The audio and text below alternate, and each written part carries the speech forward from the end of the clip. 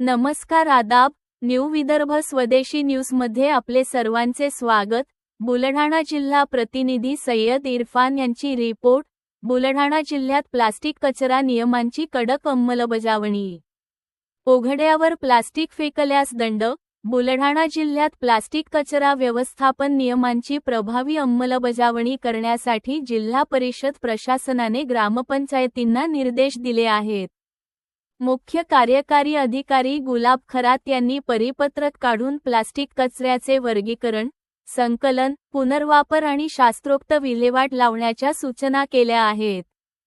ग्रामीण भाग प्लास्टिकमुक्त करण्यासाठी शाळा, महिला बचत गट, व्यापारी आणि सामाजिक संस्थांच्या माध्यमातून जनजागृती मोहीम राबविण्यावर भर देण्यात आला आहे।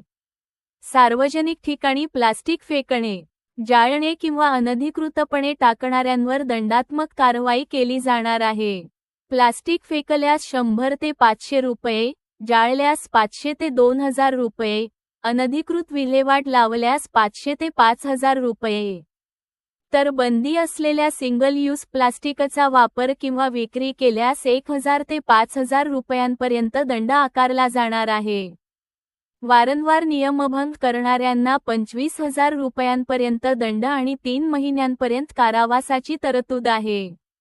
जिल्हा प्लास्टिकमुक्त करण्यासाठी ग्रामपंचायती, प्रशासन आणि नागरिकांनी सहकार्य करावे, असे आवाहन जिल्हा परिषद प्रशासनाने केले आहे।